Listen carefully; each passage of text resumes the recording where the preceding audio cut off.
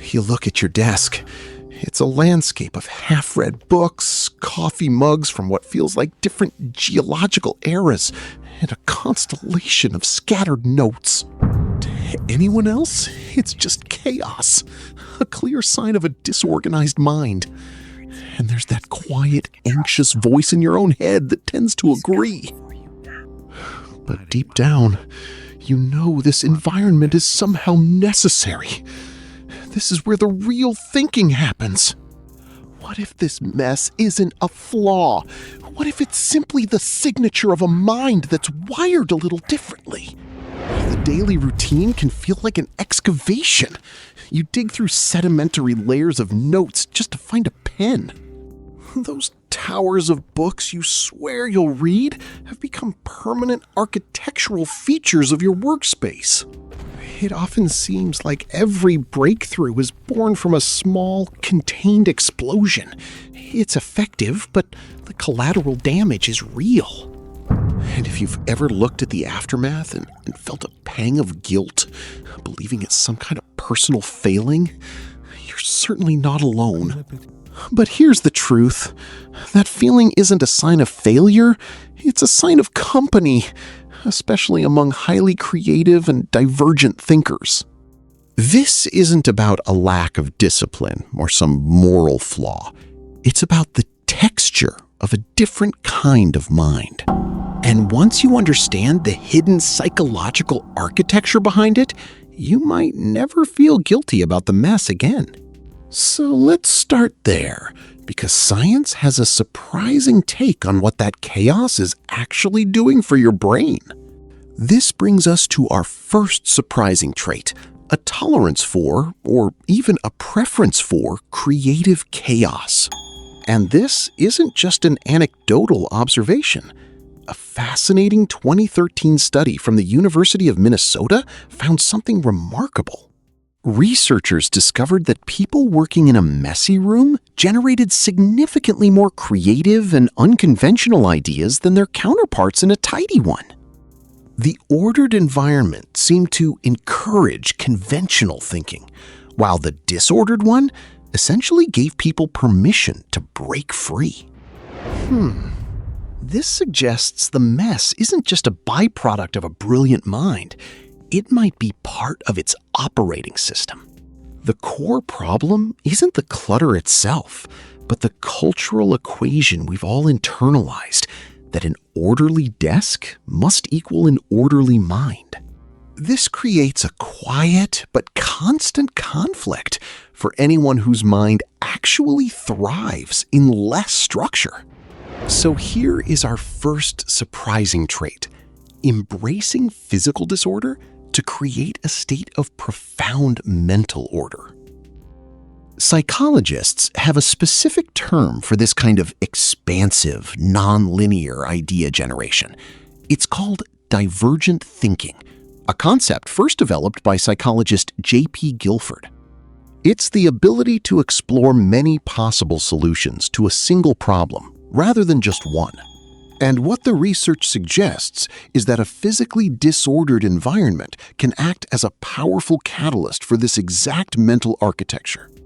But how did they actually prove this? The experiment they designed to test it was elegantly simple. Researchers put participants into one of two rooms. One was perfectly tidy, the other intentionally cluttered. Their task was to brainstorm new uses for a ping pong ball. The results were striking. The group in the messy room generated ideas that were consistently rated as more creative and innovative. The tidy room group, when given a separate choice, was more likely to make conventional, socially expected decisions.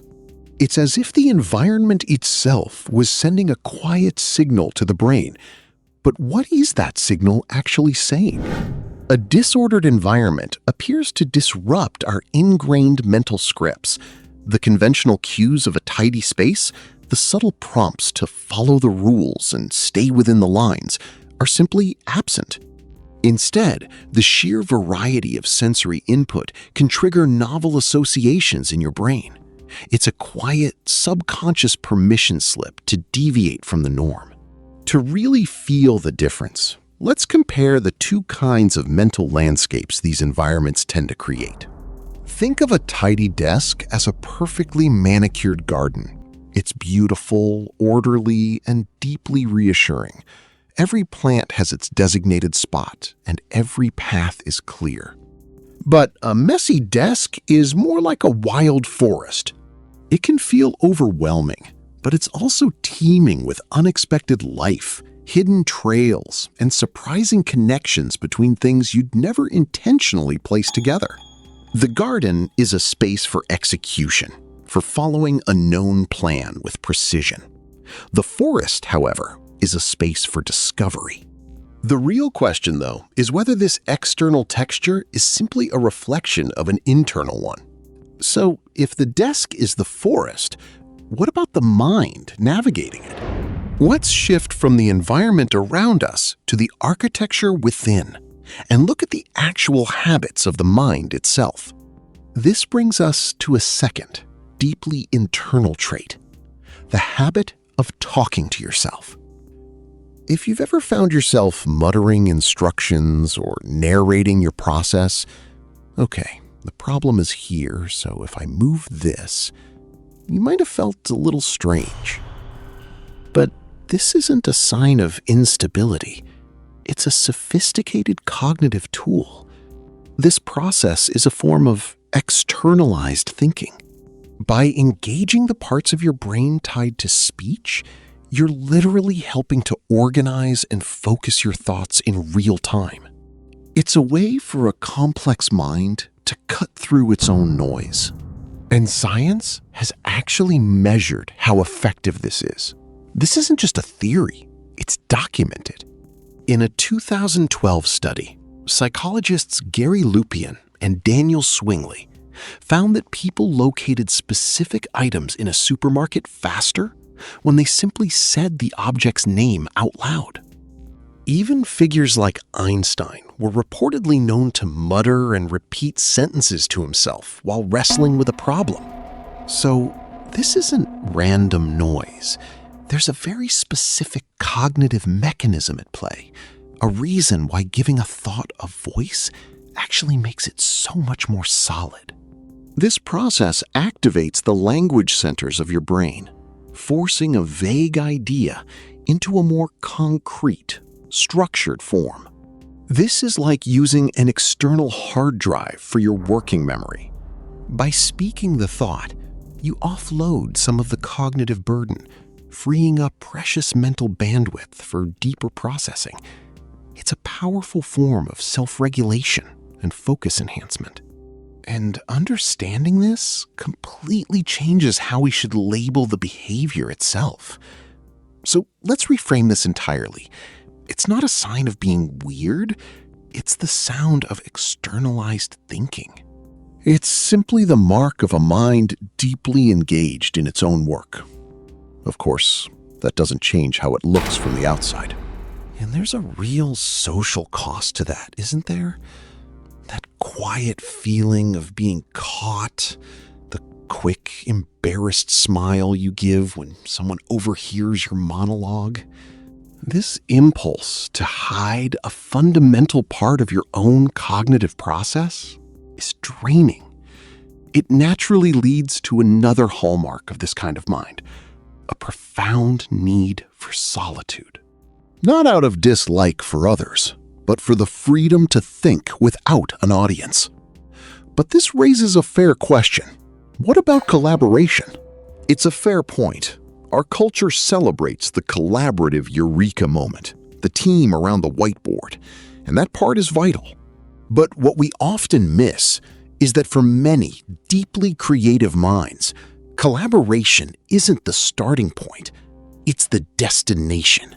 The raw material for that breakthrough, the strange, fragile initial insight, is almost always forged in solitude.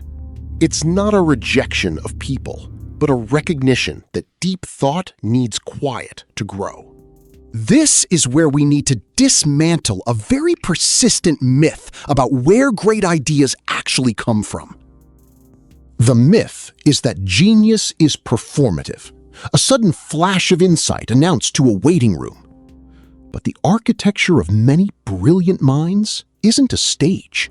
It's a quiet workshop. It's a space built to hold difficult, contradictory ideas up to the light, which requires a very particular set of mental tools.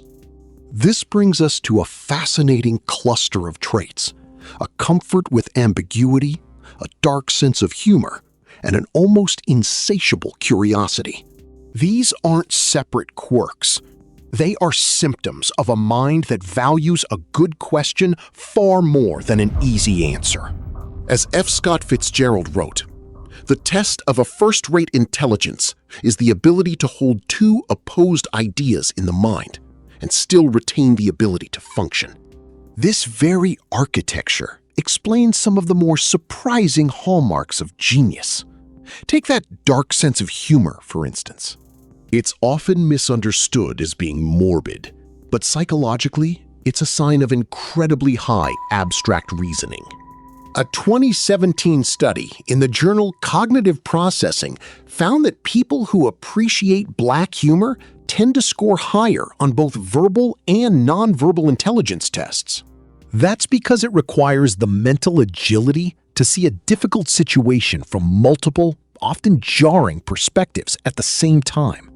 This kind of cognitive architecture isn't just for jokes. It's a powerful tool. And the benefit of this particular architecture is profound. It equips a mind to grapple with what designers call wicked problems, the complex, messy challenges that don't have a single, clean solution. This ability to sit with uncertainty, to resist the magnetic pull of a premature, easy answer, is a form of deep, intellectual resilience. It's the patience to let a truly innovative solution emerge from the noise. So the goal here isn't to simply adopt these traits to become a genius. It's about giving yourself permission to work with the mental architecture you already have. This is about recognition, not imitation. So how do we honor that?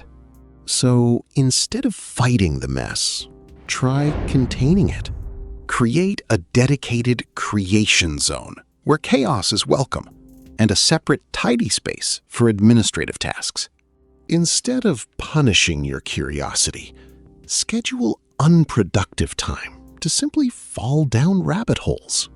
And begin to see your need for solitude not as a social failing, but as a non-negotiable part of your process.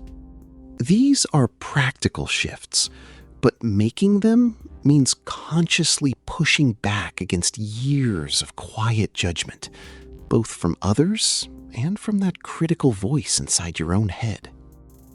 So let's ask that critical voice a direct question. For how long have you believed these parts of you are flaws to be fixed?